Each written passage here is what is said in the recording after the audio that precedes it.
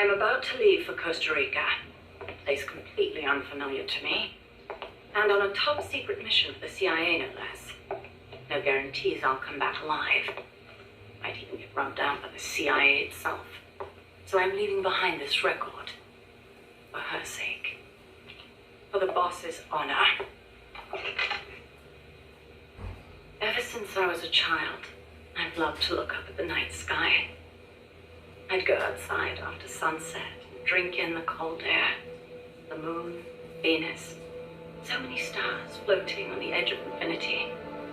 In Manchester, it wasn't very often you saw the night sky in all its star-studded glory, but it was enough to stir a deep longing inside me.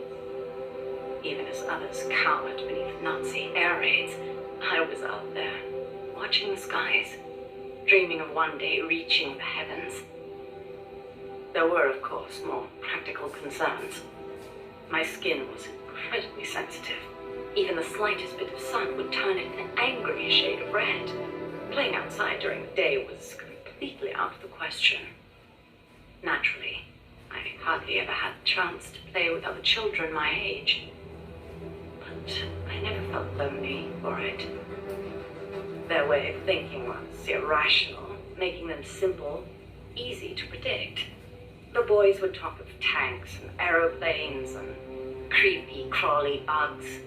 The girls of pretty dresses, glass beads, tea and cakes. Of boys they liked. I never had much to say on such matters. The curious thing is, adults really aren't all that different. They're simple, capricious, especially men. As they get older, their heads fill with thoughts of women and more women.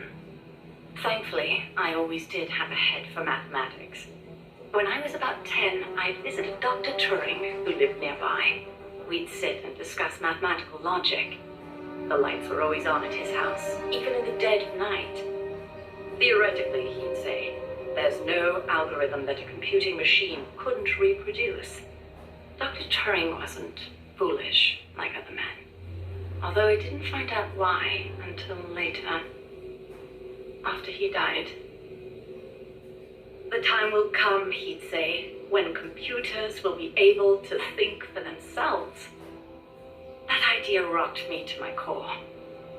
My aptitude for mathematics brought me closer to the stars. I breezed through school, then went to America for university. While I was studying at Caltech, NASA was established. I signed up in a heartbeat. I was a pretty good computer engineer at the time, and NASA needed skills like mine. The work was enjoyable. Even though I'd given up on going into space myself, it was a pleasure just being a part of it all. I was assigned to Project Mercury, America's effort to compete with the Soviets in manned spaceflight. 7 men were chosen as pilot candidates for the program, becoming heroes overnight. People called them the Mercury 7. The project made good progress, more or less. We had all the funds and materials we needed.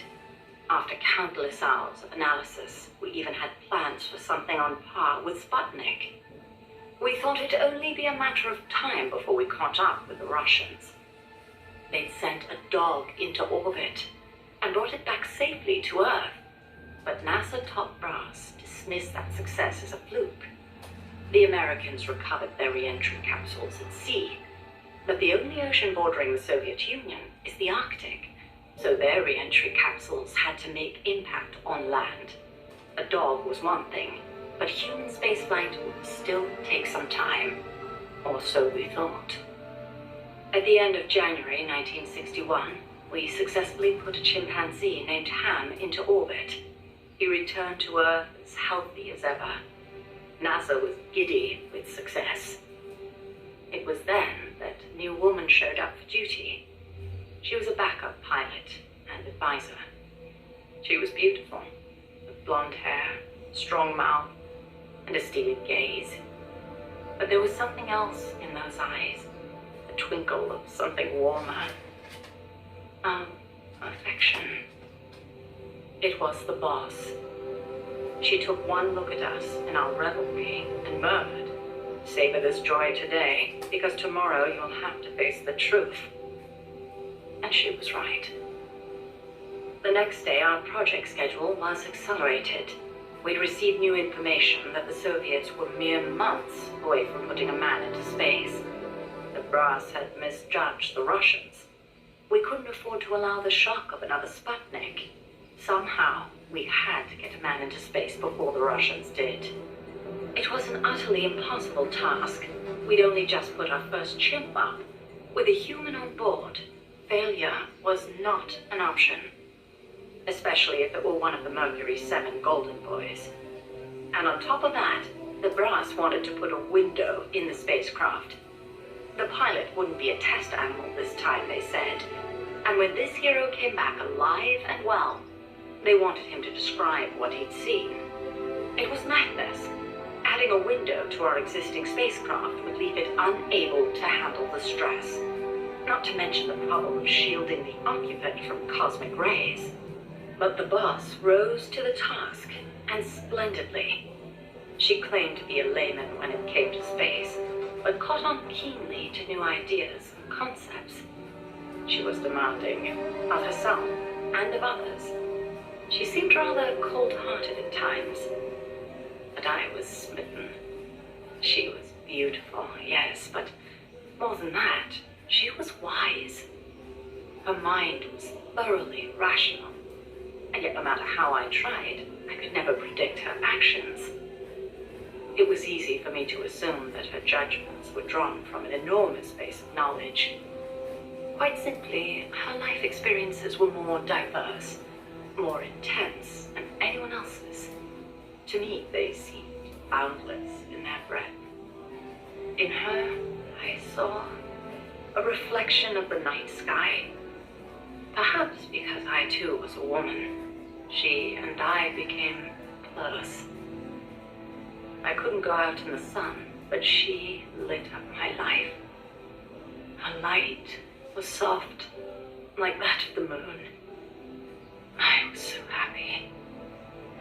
With her unerring guidance, the project steadily regained its footing, but one issue remained: the pilot's safety. When the day came to choose a pilot, the Mercury 7 just quietly walked out. Who could blame them? It was far too great a risk to take. Even if they'd volunteered, NASA would never have let them go. They were national heroes, basking in the media spotlight. There was no way they'd be sent on such a mission. The conference room was silent. Then, slowly, she raised her hand, almost as if acting out a scene from a movie.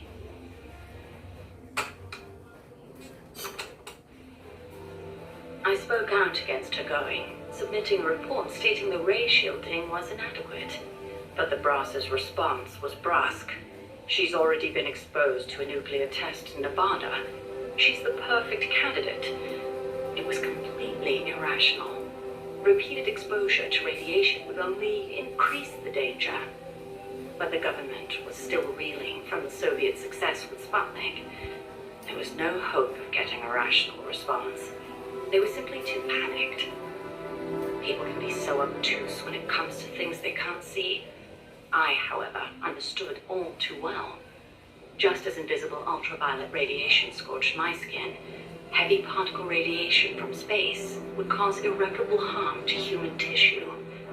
In a word, she was expendable. It was during the boss's pre-flight checkup that I noticed something strange on the X-ray of her skull. Part of the right hemisphere of her brain was damaged. It seemed inexplicable, given her keen intelligence and amazing physical prowess, but there it was, and I decided to report it. I hoped that perhaps my discovery of a physical defect would result in the flight being cancelled. But as I went to make my report, she stopped me. Why? I demanded. How can you let yourself be their guinea pig? Ignoring my protest, she took me up to the roof of the lab. The night sky was ablaze with stars. It was there that I learned how she had wounded her head. 1943, Los Alamos. She was serving with the Special Forces when she received new orders. A German spy had infiltrated the Manhattan Project, which aimed to build the world's first atomic bomb. She was to eliminate him. His name was John von Neumann, a mathematician with superhuman computational abilities and the designer of the explosive lens. The Manhattan Project was a top national priority, security accordingly tight. The guards couldn't be allowed to know what was going on. She'd have to slip past them and make the death look like an accident. It should have been an easy enough mission. But just before the operation, she received unexpected news. A new life was growing inside her. She was overcome with joy, and for one brief moment, it clouded her judgment. She accidentally got into a shootout with the guards, and without thinking, protected her belly. She was shot in the head. The bullet only grazed the surface of her brain, but the tissue around the wound was destroyed, leaving her in a coma. She wasn't given much chance of recovery, but 3 months later, she woke up. Within 6, she was able to move around as if nothing had happened. It was functional compensation. The other parts of her brain took over for the part that was lost. It made logical sense, but such a full recovery was nothing short of a miracle. Perhaps her superhuman willpower made it possible. Or perhaps my body knew it had to survive for the sake of my unborn child. She smiled as she said that. I understand how she must have felt. Some have taken to calling me Ms. Left Lobe, she said, because I'll do anything for the mission. She was tough, yes, but she had feelings too. I knew that better than anyone else. As it turned out, von Neumann wasn't the spy. The assassination order was a deliberate bit of misinformation planted by the Russians. She had been deceived. The Eastern and Western camps were united on one point: opposition to the Nazis. The Allies needed to develop that bomb before Hitler did. But in looking ahead, the Russians found the Manhattan Project's progress a little too quick for their liking. Mass production of a uranium bomb, like the one that was eventually dropped on Hiroshima, would be difficult from a material perspective. But a plutonium bomb, once perfected, could be mass-produced and eventually even miniaturized. And Moscow did not like the idea of America having that kind of head start. Explosive lens technology was critical to the plutonium design, so the plan was to get rid of its pioneer, von Neumann. And when that plot came to light, the US and the Soviet Union parted ways for good. It was one of the rare cold nights in Florida. She put her arm gently around my shivering shoulders. As I listened to her voice, I was wrapped in her soothing scent. I felt as if I were dreaming. Even in failure, she seemed perfect. Oddly enough, the failed assassination attempt helped preserve America's edge. A true super genius, von Neumann went on to make his mark in numerous fields outside of the Manhattan Project. Economic game theory, stored program computing. Almost all computers today use stored programs, the so-called von Neumann architecture. His death would have set back computing 10 years, and I wouldn't be at NASA doing research. I wouldn't have been there in her arms that night. I thanked the fates for giving me that chance. But then she said something unexpected. I should have killed von Neumann when I had the chance. Why, I asked. Wasn't the order a Soviet plot? I looked up at her as she began to explain. Yes, von Neumann was innocent, and killing the innocent is a grave crime. But I can't help but wonder, had I succeeded, what would the world be like now? Even without von Neumann, the explosive lens would have eventually been developed. Von Neumann architecture, too.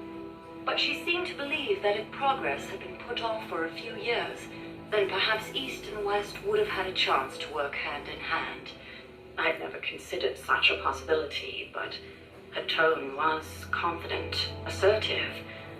It was as if she intended to make the two superpowers shake hands herself. The explosive lens was developed too early, spawning a Cold War and an endless nuclear arms race, she continued. That mission sprung from deceit, but maybe it was divine providence too. It was like she was speaking to her own child. Her large, warm hand was on my head.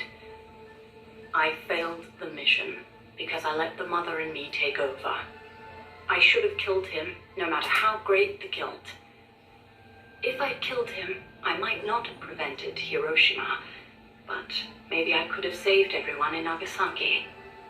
I looked up at her and saw her looking up too, up at the starry sky. Her face showed only deep remorse. It was as if she'd convinced herself that she alone was responsible for creating this twisted world. But that's no reason for you to sacrifice yourself for this. I knew I'd never dissuade her, and yet I still clung to hope. I know you're concerned, and I thank you, but I have to be loyal to the end. And then she smiled at me. Loyal to the end. Loyal to what? I asked. But she didn't answer.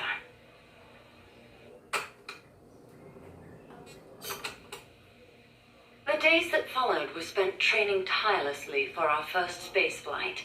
The boss endured conditioning that tested the limits of human capability, and I supported her. Those were happy days. On April 12th, the spacecraft carrying the boss left the Earth's atmosphere. Although it was only 20 minutes of ballistic flight, it was nothing short of miraculous, considering how little time we'd had. The first human in space. We were ecstatic. Then something went wrong. The re-entry angle was slightly off, warping the outer hull. The cause was clear. It was the hastily constructed window we'd installed. Her capsule missed the projected splashdown point by a long shot. As we raced towards the capsule, a breaking news broadcast came over the radio. It was the news report of the successful launch of the Vostok rocket, piloted by the cosmonaut Yuri Gagarin. They'd beaten us into space by the slimmest of margins. When we arrived, the capsule had already disappeared beneath the waves. The boss was floating on the surface. I can't really recall what happened next. They told me later that I gave a strange scream and plunged into the sea, not caring whether my skin would burn. She didn't wake up. Her entire body was bruised, burnt, scorched by cosmic rays. It was a miracle she was still alive. Every day, propaganda boasting of the shining accomplishment flowed out of the Soviet Union. The hardest part was having to read the report the next morning from Izvestia, the Soviet governmental paper. Written there after the report were those legendary words of Major Gagarin: "The Earth is blue." The person who should have said those words, though, was incapacitated, confined to a bed. NASA opted to pretend the flight had never happened. The Soviets had orbited a man around the Earth and returned him safely. We'd barely managed to escape the atmosphere and achieve ballistic flight. Even worse, the pilot was horribly mangled and the spacecraft lost altogether. As they saw it, covering it up was the only alternative to seeing the nation's pride dealt yet another blow. I've been told military records show the boss was taking part in the Bay of Pigs incident at the time. They were that desperate to erase the whole affair. In the end, Alan Shepard's ballistic flight 1 month later became known as America's first space flight. Shepard's flight owed its success to insights earned through the boss's sacrifice. But to me, none of that mattered. I prayed day and night for her recovery, never leaving her side, not even for a moment. Then, as summer ended and the chill of winter approached, she spoke. "Give me water." I threw myself on her breast, and she embraced me. It was all I needed. I thought she would tell me about space, the true sky, where the stars don't twinkle. But the only thing she'd speak of was Earth, our home as she'd seen it from space. So fleeting, so irreplaceable. I was ashamed. I'd been enamored for so long with the sky that I never thought to look beneath my feet, at the ground upon which I stood. As soon as her rehab was over, she was gone. It happened without warning. No one informed me, and the higher-ups wouldn't say a word. It wasn't so strange or surprising, really. I simply assumed she was off to complete her next mission, because she was loyal to the end. Since then, I've devoted myself to researching artificial intelligence, so that no one will ever have to make her sacrifice again. No human being should be asked to take on a mission that dangerous. Next time, I'll be the light that shines on someone else. I still wonder why she opened up to me on that chilly night in Florida. That operation was top secret, even if it was all in the past. I like to think it was because she trusted me. But that's probably not the case. She wanted someone to listen. And I don't think that someone was me. Those faraway eyes, the tone of her voice, like she was talking to her own child. Those things made it clear that she was speaking to someone else. I found myself envying that someone. 4 years later, I learned of her death. A traitor's death, no less. She'd stolen an American nuke and defected to the Soviet Union, where she was killed by her former apprentice. Or so I was told. I refused to believe it. She'd never do such a thing. I could think of only two possibilities. Either she really was trying to bring East and West together, or she truly did want to be killed. She believed the world is not the way it's supposed to be, that it's been unbalanced by the tenuous peace offered of nuclear deterrence, and that she was to blame. Perhaps her death was an act of atonement. She was loyal to the end, to our world.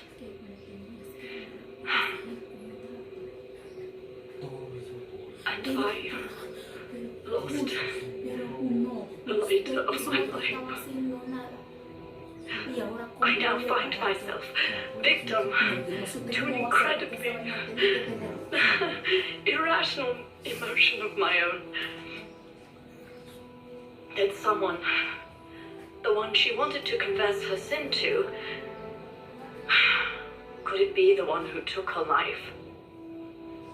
The very thought drives me utterly mad with jealousy. One day, I will discover the truth.